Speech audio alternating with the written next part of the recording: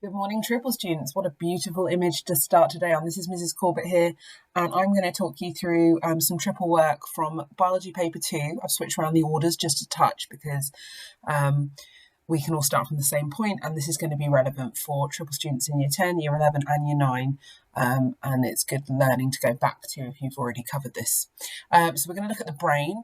Now the brain appears on the AQA biology paper 2. And it particularly occurs in the homeostasis section. So homeostasis is maintaining a constant internal environment, and obviously the brain being part of the central nervous system and the main control center and coordinator is going to be a big deal.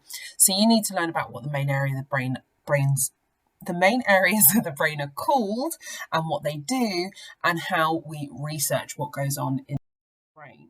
Now, the first slide is rather brilliant. So if you just have a little moment to read that, you could pause it if you want to.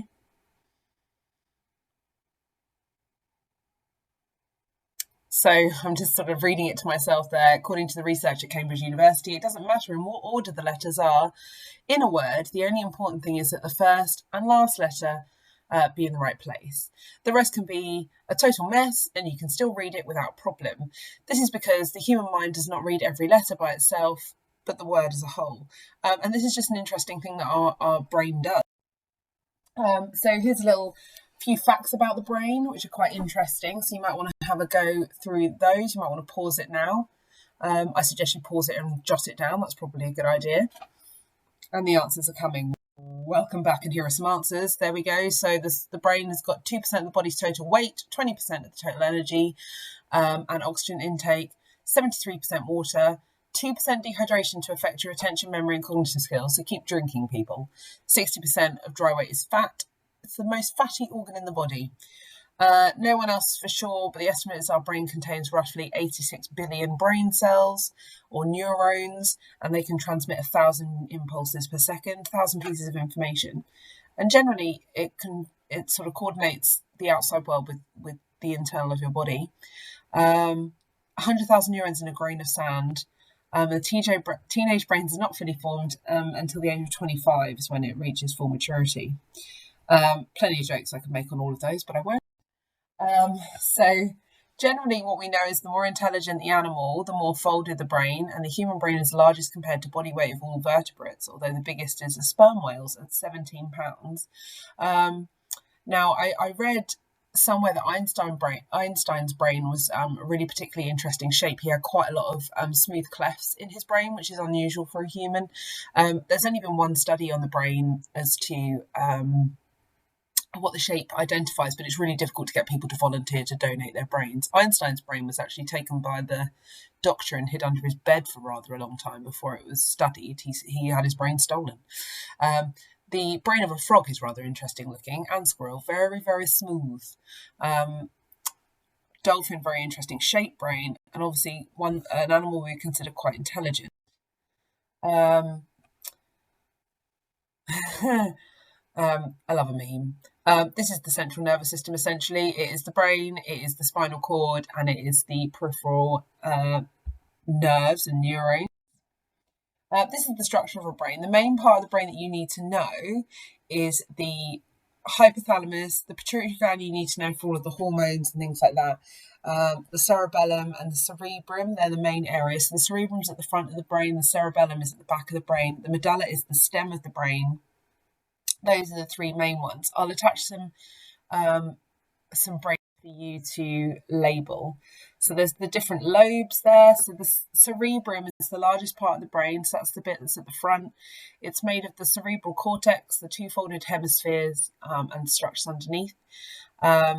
So the cerebral cortex is involved with our language, our thought, our perception, our memory and attention.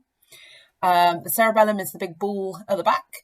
And this is coordination, precision, things like that, balance, input from sensory items and other parts of the brain, and yeah, really involved in your movement and posture.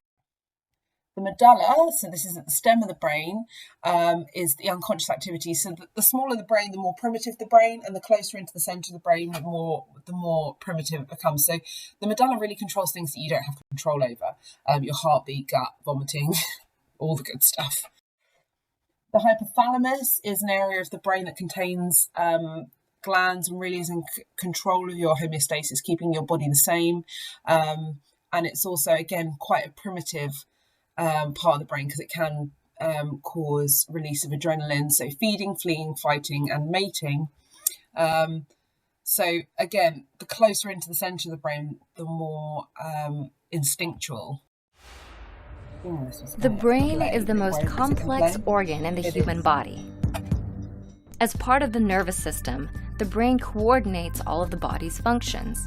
In adult humans, the brain is a 3-pound gelatinous mass of fat and protein.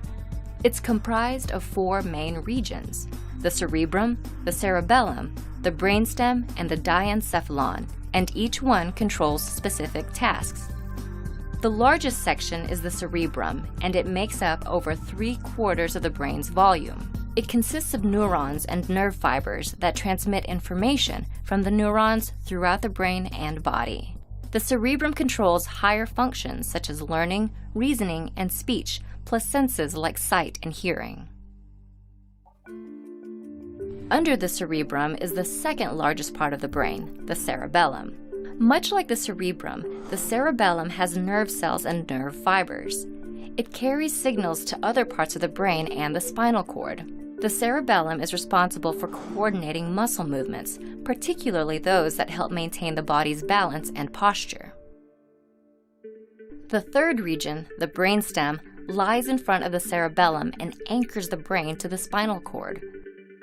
The brainstem is a collection of structures that include the pons, a mass of nerve fibers that carry sensory information, the midbrain, a region of fibers and structures that help control movement, along with auditory and visual processing, and the medulla oblongata, which creates motor and sensory pathways between the midbrain, the pons, and the spinal cord. Altogether, the parts of the brainstem control vital bodily functions such as cardiac activity, respiration, digestion, and sleep. The fourth region is located above the brainstem and makes up the core of the brain, the diencephalon. About the size of an apricot, the diencephalon is a grouping of several structures. The thalamus, which processes and transmits information from all senses except smell, and the hypothalamus and pituitary gland, which work together to produce and regulate neurochemicals. These structures help govern sensations, weight regulation, energy, and instinctual behaviors, such as eating, drinking, and having sex. The brain's 4 main components, the diencephalon, brainstem, cerebellum, and cerebrum, work in sync to ensure bodily functions are fully operational. The brain has even evolved mechanisms to protect itself.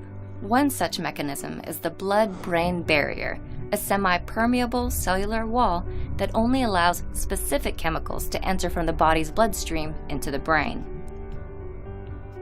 Despite this protection, tumors and other complications can lead to life-threatening problems and diseases in the brain, such as dementia. Thankfully, scientists have found ways to improve brain health. Staying physically active and eating a balanced diet may preserve cognitive function and even reduce the risk of developing Alzheimer's. So while the brain only makes up a small percentage of the body, it plays a crucial role in the body's functions and overall well-being.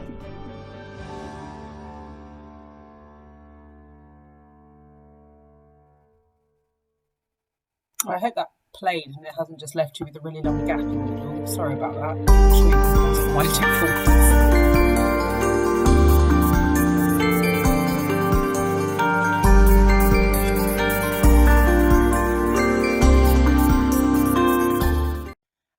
Here's a quick quiz. Name X. Is it the hypothalamus, the cerebellum, the cerebrum, or the medulla? Name Y. Jot them down. Is it the pituitary gland, the brainstem, the cerebellum, or the pons? Name Z. Is it the medulla, the thalamus, the cerebrum, or the medulla? Name Z. Is it the cerebral cortex, the hypothalamus, or the pituitary gland, or the thalamus?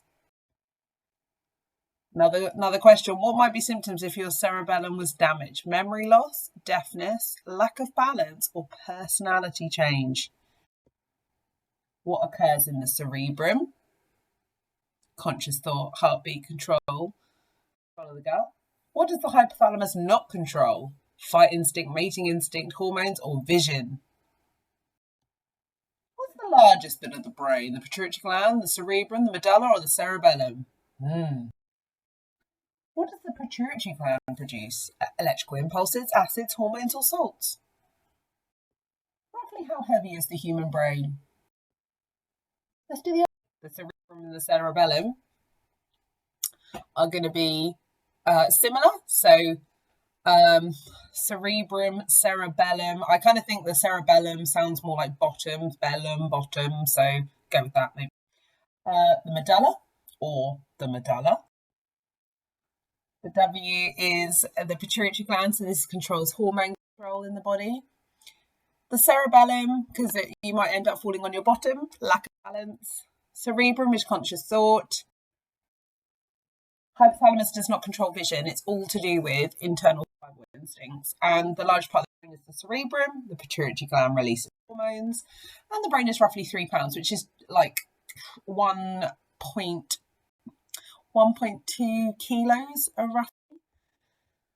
Since the brain's in the skull, it's not easy to study it, and it's quite unethical to ask people to crack their brains open. So there are lots of different, well, not lots, but there are only a certain number of techniques you can use to study the brain. We basically had to rely on people that had damaged theirs to work out what each bit had done. This is Phineas Gage, and he was directing workmen blasting rock to prepare a railway bed, and he was distracted, turned his head with his open mouth to speak, and an explosion occurred, and check that out.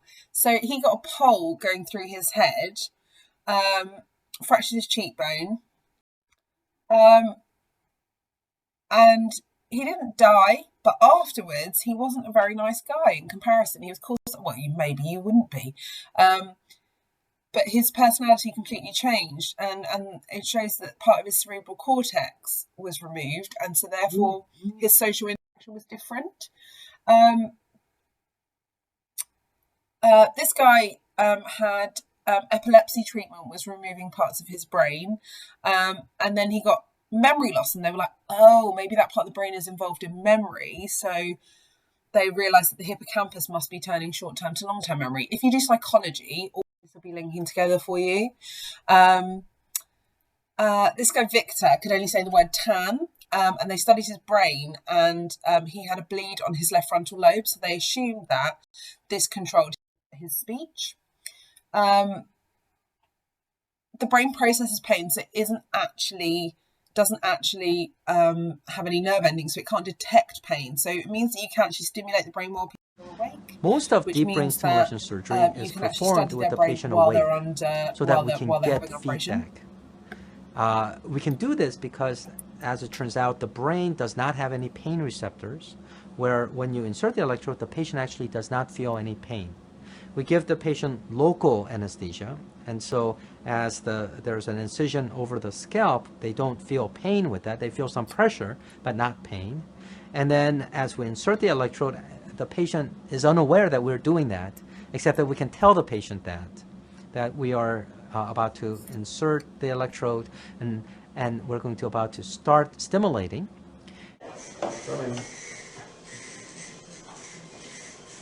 Just the ball? Yeah. Just hold it. Wow, he's just kind of resting it out. Try forward again? Yeah. Okay.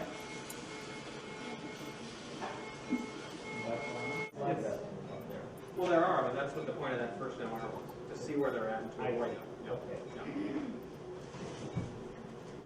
So we're inserting the DBS electrode now. We've just finished doing the micro electrode. We're hoping that single electrode will control its tremor, but we're prepared to put in multiple electrodes.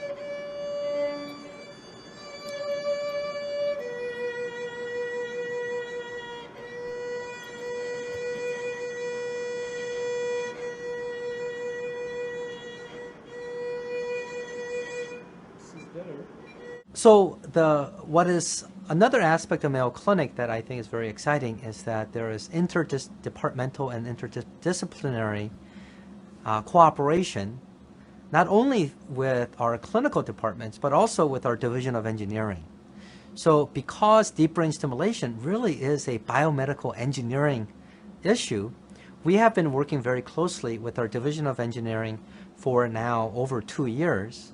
And we have been able to design these type of devices, the device that I told you about earlier, WINGS, but we're now in the drawing board for other smart deep brain stimulation systems.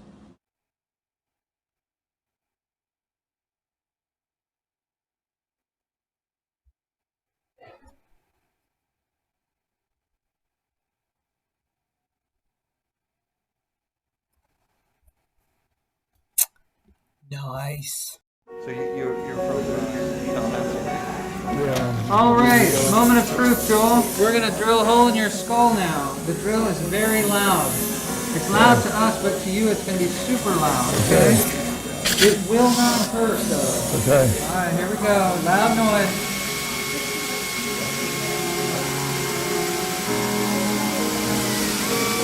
All right, how was that?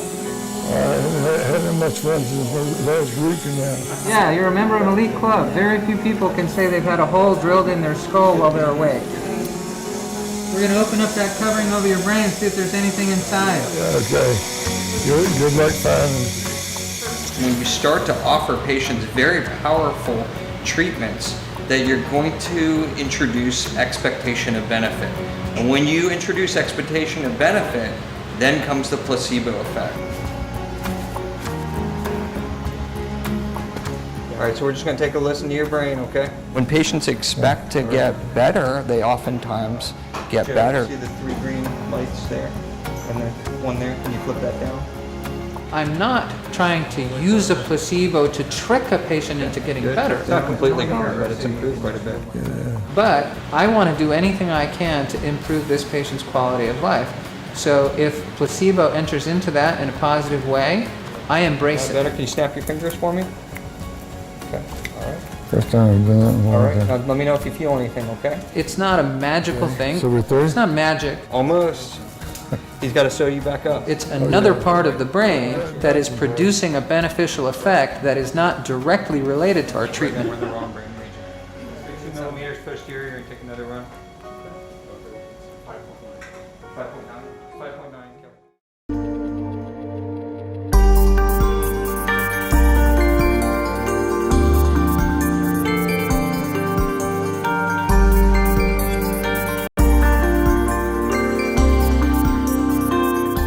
Good there.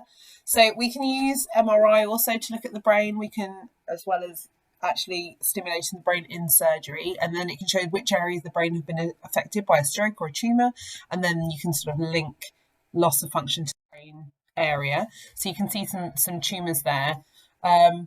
Generally, because we know X-rays pass through soft tissue and are absorbed by thicker tissue, you can see areas of dark there where either they're softer and areas of light where they could be. And you can see where people have affected their brain by using substances. And again, you can see the effect had on the brain. And these ones are PET scans.